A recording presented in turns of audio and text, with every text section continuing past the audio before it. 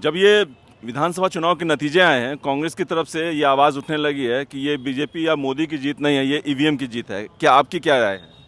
देखिए, कोई नई बात नहीं है। मुझे लगता है कांग्रेस और विपक्ष के जो भी दल हैं, उनका हमेशा के रोना रहता है कि जब वो जीत नहीं पाते हैं, जब वो जनमत को स्वीकार नहीं कर पाते हैं, तो उनका हमेशा का यही रहता है कि ईवीएम का खेल है, ईवीएम को हैक किया गया, ईवीएम का वो उनको ये एक तरह से आप अगर सोचिए तो जनता का अपमान होता है। मुझे तो लगता है वो जनता का अपमान होता है, क्योंकि अगर ईवीएम हैक होती है तो आप याद करिए, मेरी समझ से 2019 के चुनाव के बाद इलेक्शन कमीशन ने चुनौती दी थी विपक्षी नेताओं को कि आप आइए और ईवीएम का हैक करके दिखाइए। तो ये कोई भी नेता, कोई भी विपक्षी पार्टियां वहाँ पर नहीं पहुँची थी। तो इससे एक तो बात ये फर्जी साबित हो जाती है। दूसरी चीज़ मुझे लगता है कि ये जो 5 राज्यों में चुनाव हुए हैं, इसमें से 3 बीजेपी ने जीते हैं, बम्पर विक्ट्री है। मुझे ये लगता है कि कहीं ना कहीं जो ये इंडिया गठबंधन हुआ है, ये इन चुनावों के बाद कह तो ये रहे हैं ये लोग कि ये लोकसभा चुनाव के लिए इंडिया गठबंधन बनाया हमने, इसका ही 3 राज्यों से कोई लेना देना नहीं है। लेकिन हकीकत ये है कि कहीं ना कहीं अब फूट पड़नी शुरू हो गई है। जैसे कि आज बैठक थी इंडिया गठबंधन की, ममता जी ने बोला है कि हमारे पास कोई फ़ोन नहीं है, हमें जानकारी नहीं बैठक की। अखिलेश तो पहले आप जानते हैं, टर्म्स एंड कंडीशन लगा दिया ममता ने कि पहले सीटों का बंटवारा हो जाए, उसके बाद। ममता ने वो बोला है, आप जानते हो अखिलेश पहले ही कांग्रेस को कई बार कोस चुके हैं, ठीक है। दूसरी चीज़, आम आदमी पार्टी का एक अपना अलग रवैया चल रहा है। तो इससे एक साफ बात समझ में आ रही है कि जो इंडिया गठबंधन है वो तो फेल हो चुका है। करीब करीब खींच रहे हैं वो लोग कह के कि हम 24 में कुछ माइलेज ले जाएं, इसके चक्कर में ले जाएं, लेकिन जनता भी ये चीज़ समझ रही है। और इसका सबसे बड़ा उदाहरण मध्य प्रदेश और राजस्थान, ये 2 राज्य, और सबसे बड़ी चीज़ है छत्तीसगढ़। क्योंकि आप देखिए, किसी भी एग्जिट पोल में छत्तीसगढ़ को में कांग्रेस को कोई नहीं हरा रहा था, लेकिन छत्तीसगढ़ में बीजेपी ने जो जीत दर्ज की ना, ये बहुत, मतलब इससे कांग्रेस बहुत बैकफुट पे आ गई। अब बैकफुट पे तो हालांकि हमेशा से ही है, लेकिन अब और ज़्यादा बैकफुट पे आ गई है।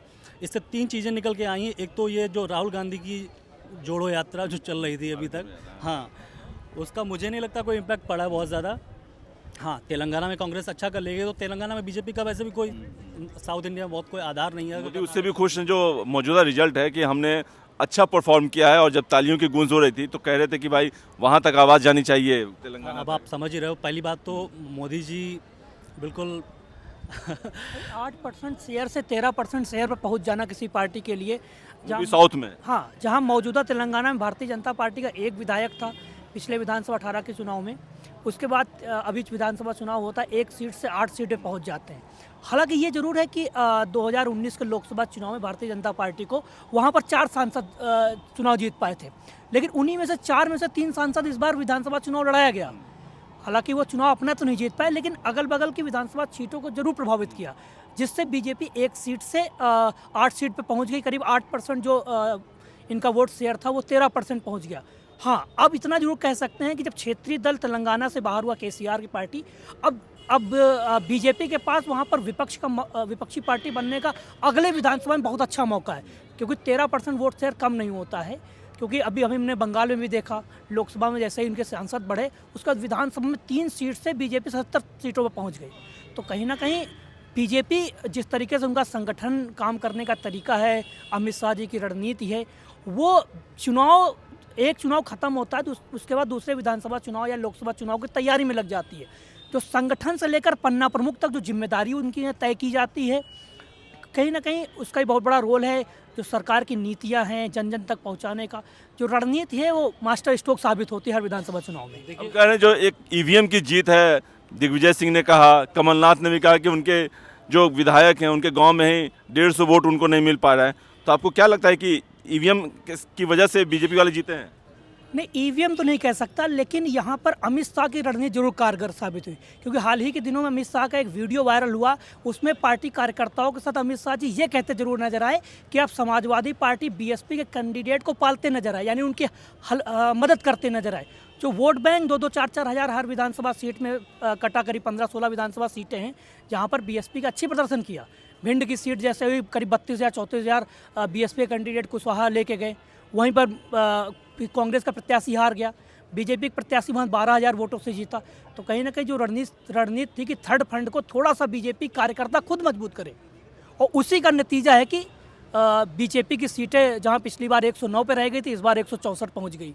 4 राज्यों में जब स्टार्ट हुए थे चुनाव तो ऐसा लग रहा था कि कांग्रेस जो है टफ फाइट देगी, जैसा कि इन्होंने भी कहा कि छत्तीसगढ़ में, आपने भी कहा कि छत्तीसगढ़ में तो यकीन ही नहीं हो पा रहा था कि कांग्रेस चुनाव हार जाएगी, तो ऐसा अचानक से क्या हुआ जिसकी वजह से अप्रत्याशित रिजल्ट जो है वो कांग्रेस के लिए भी रहा, बीजेपी के लिए भी, इवन कई नेता कहे कि हमें ये उम्मीद नहीं थी कि इतनी बड़ी जीत हासिल होगी। ये आपने बहुत सही बात कही। ये एक्चुअली जो मध्य प्रदेश का जो चुनाव जीता है ना बीजेपी ने, ये बीजेपी को खुद नहीं लग रहा था कि इतना इतना इतना अच्छा बहुमत मिलेगा, ये बीजेपी को भी नहीं लग रहा था। क्योंकि राजस्थान में देखिए कुछ ऐसा मुझे भी नहीं लग रहा है कि राजस्थान में कोई कांग्रेस को भी उम्मीद, क्योंकि राजस्थान में आप जानते रिवाज है 5 साल ये 5 साल वो, 5 साल ये 5 साल वो हमेशा का कांग्रेस में रहा है। हाँ, छत्तीसगढ़ में ज़रूर सबको ये लग रहा था, मुझे लगता है कि बीजेपी को भी नहीं लग रहा था कि इतने अच्छे मार्जिन से हम छत्तीसगढ़ निकाले जाएंगे।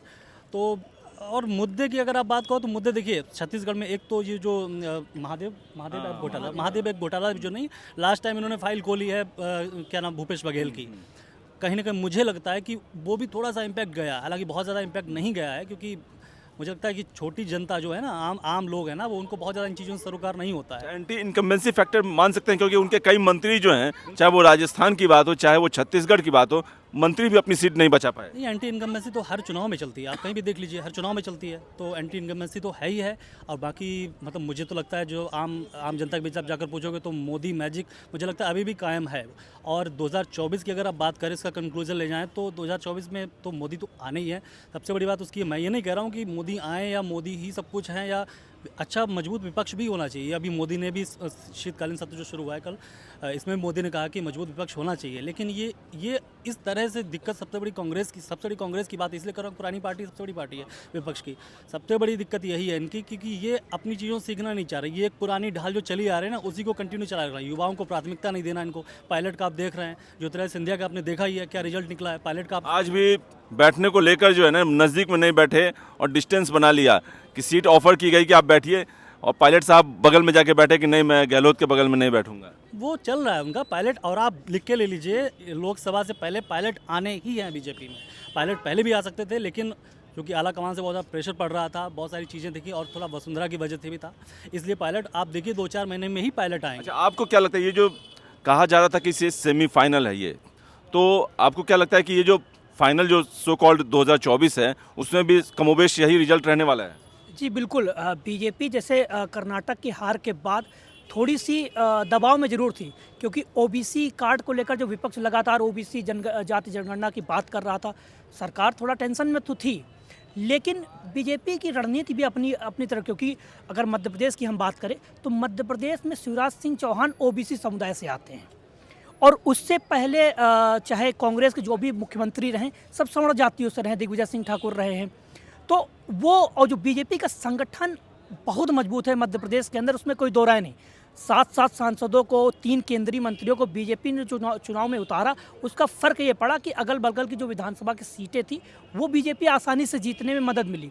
क्योंकि कई बार होता है जब बड़ा लीडर आपके क्षेत्र में चुनाव लड़ता है तो उसका फ़र्क ये होता है, उससे जुड़ा जो कार्यकर्ता होता है, समर्थक होता है, उसको लगता है कि ऐसा ना हो कि चुनाव के बाद हमारा समर्थक व्यक्ति मुख्यमंत्री की रेस में आ जाए, मुख्यमंत्री बन जाए। इसलिए जो पार्टी की भी यही रणनीति थी कि बड़े चेहरों को लड़ाओ ताकि उनके समर्थक और कार्यकर्ता सक्रियता के साथ चुनाव मैदान में उतरे और पार्टी के लिए अच्छा काम करे। उसका इसीलिए होता है कि बड़ा नेता जो लड़ता है तो समर्थन में लोग खड़े होते हैं। ये बताइए कि अब जो अभी तक बीजेपी जिसको संशय था कि जीत पाएंगे कि नहीं जीत पाएंगे, आखिर ऐसा क्या हुआ कि इससे रिजल्ट जो है एक अनएक्सपेक्टेड रहा, पब्लिक के लिए भी और नेताओं के लिए, खुद बीजेपी के लिए भी?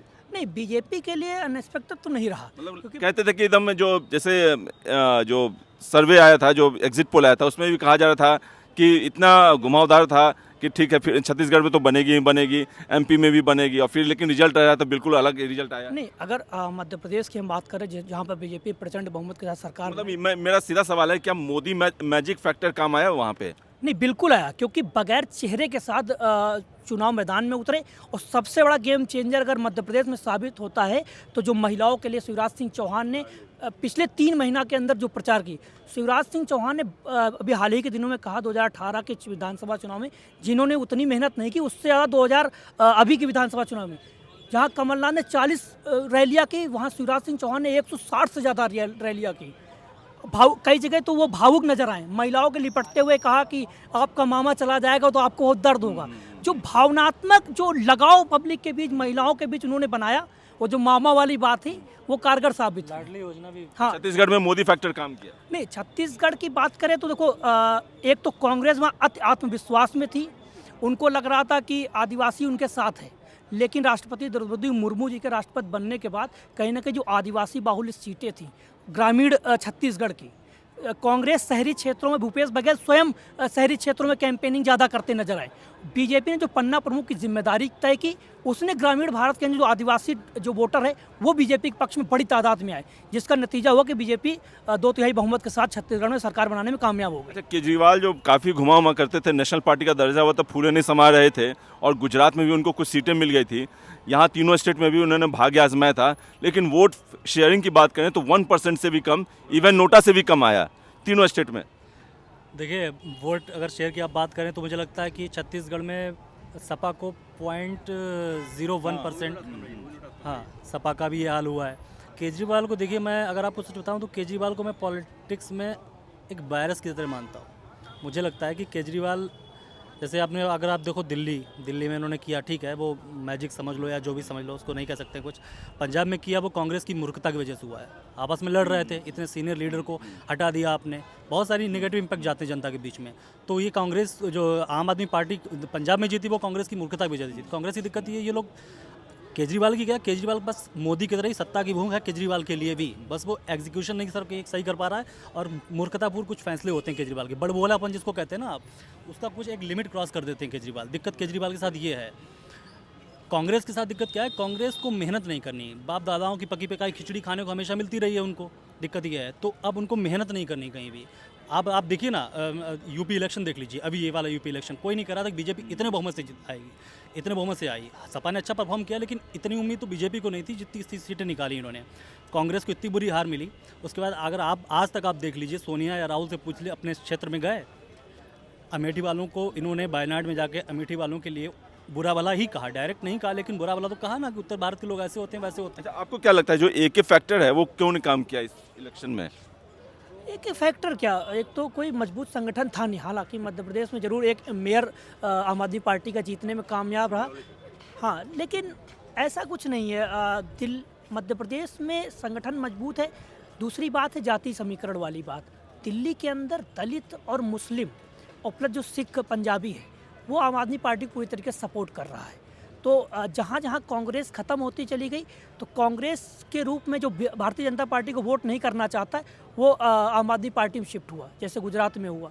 तो दिल्ली में जब तक कांग्रेस अगर थोड़ी सी भी मजबूत हो जाती है तो आम आदमी पार्टी के लिए बीजेपी बड़ी समस्या दिल्ली में भी बन सकती है। अच्छा, एक चीज़ ये कि जैसे ये नतीजे जो आए, तो क्या लगता है कि जो बाकी राजनीतिक पार्टियां हैं वो भी अब कांग्रेस को अछूत समझने लगे, क्योंकि जनता का समर्थन मिल नहीं रहा है, तो कांग्रेस कहीं साथ में आ जाए तो हमें खुद ना नुकसान हो जाए, इसलिए कांग्रेस से दूरी बना रहे हैं ये लोग? दरअसल अगर उत्तर प्रदेश की हम बात करें तो उत्तर प्रदेश में जो कभी ब्राह्मण मुस्लिम दलित वोट बैंक कांग्रेस का हुआ करता था, उसमें सेंधमारी हो चुकी है। मुस्लिम वोट बैंक समाजवादी पार्टी के साथ चला गया। समाजवादी पार्टी को ये खतरा है कि कहीं कांग्रेस का अलायंस करके मुस्लिम वोट बैंक खो न दे, इसलिए समाजवादी पार्टी बच रही है उनसे। आपको क्या लगता है ये दिल्ली में भी? समाजवादी पार्टी देख भी चुकी है ना। आप 2017 इलेक्शन में देखिए, गठबंधन हुआ था ना कांग्रेस समाजवादी का, 2 युवा आए थे यूपी में और ये वो सब किया था, उसका खामियाजा तो उन्होंने देख लिया था। तो समाजवादी पार्टी को अच्छी तरह से पता है कि कांग्रेस का उसका कोई भला नहीं होने वाला। वैसे भी डूबती नाव पे कोई सवार नहीं होना चाहता है, क्योंकि उसे पता है कि डूबती नाव पे सवार होंगे तो हम भी जाएंगे। तो कांग्रेस के साथ तो ये है सबसे बड़ी चीज़ है। बाकी आपका सवाल क्या था? मैं ये कहा कि तो क्या ये दिल्ली में भी इसका असर दिखेगा? अरविंद केजरीवाल और कांग्रेस, क्या अरविंद केजरीवाल भी दूरी बना लेंगे जैसे अखिलेश ने बनाई है? आपने एक चीज़ नोटिस करी है, केजरीवाल की पार्टी वहाँ फल फूल रही है जहाँ पर कांग्रेस सत्तारूढ़ थी। क्योंकि मैंने आपको बोला कांग्रेस मेहनत कर नहीं रही है। आप बताइए किसी भी स्टेट में जहाँ पर बीजेपी की सत्ता हो वहाँ पर केजरीवाल की दाल गली हो? कहीं नहीं गली है। पंजाब में कांग्रेस थी, कुछ नहीं कर पाए, ले गए केजरीवाल। दिल्ली में कांग्रेस थी, कुछ नहीं कर पाए, ले गए केजरीवाल। जैसा कि आपने कहा कि दिल्ली में तो लगेगा कि हम अगर कांग्रेस के साथ आते हैं तो कहीं हमारा ही वोट बैंक ना खिसक जाए उनके साथ लेने से। हाँ, तो ये तो हो ही चुका है। आप अभी इससे पहले दिल्ली इलेक्शन में देखिए ना, कितना कयास लगाए जा रहे थे कि आम आदमी पार्टी और गठबंधन होगा, कांग्रेस का होगा। लास्ट में कुछ नहीं हुआ, छिटक गया। तो इनका यही है। मेरा टोटल अगर कंक्लूजन आप देखो, मेरा यही कहना है कि इंडिया गठबंधन में एक्चुअली दिक्कत ये है, ममता जी को भी प्रधानमंत्री बनना है, अखिलेश को भी प्रधानमंत्री खुद को बनाना है, नीतीश कुमार मुँह धोए बहुत पहले बैठे हुए हैं। तो सबको दिक्कत ये है कि जितने बड़े लीडर हैं ना उनको सबको बनना है। राहुल गांधी को तो बनना ही बनना है। तो जब आप जनता के हित में कोई नहीं सोच रहा है, और ये चीज़ जनता को भी समझ में आ रही है कि एक दूसरे को आप गालियां दे रहे हो, विधानसभा में आप गालियां दे रहे हो, तो गालियां तो दे ही रहे हो ना एक दूसरे को, फिर लोकसभा में जुट कैसे हो जाओगे? 2024 में लास्ट वर्ड 2024 में आएगा तो मोदी जी। तो कोई उसमें दो राय नहीं। आप बिल्कुल वैसा ही आएगा, और मुझे लगता है कि 2019 में जैसे चमत्कार हो गया तो 2014 से भी बड़ी जीत हुई थी, मुझे लग रहा है कि कहीं ऐसा ना हो कि इस बार उससे भी बड़ी जीत हो जाए। मुझे लग रहा है, पता नहीं क्योंकि कहीं भी विपक्ष एकजुट नज़र नहीं आ रहा पूरी तरह विपरीत। वो आप इंडिया नाम रख लो उसका, या आप कुछ भी नाम रख लो। बीजेपी को मुझे लगता है कि 303 बीजेपी की थी पहले, 303 बीजेपी की 300 तो आराम से जाएंगी बीजेपी की, सिर्फ 300 हाँ, आराम 300 से तो तो बड़े आराम से हो जाए, क्योंकि साउथ इंडिया में इनका है नहीं, और नॉर्थ में उत्तर भारत हिंदी बेल्ट में तो पहले से ही क्लीन स्वीप कर बैठी है, तो वहाँ से कुछ नया होना नहीं है।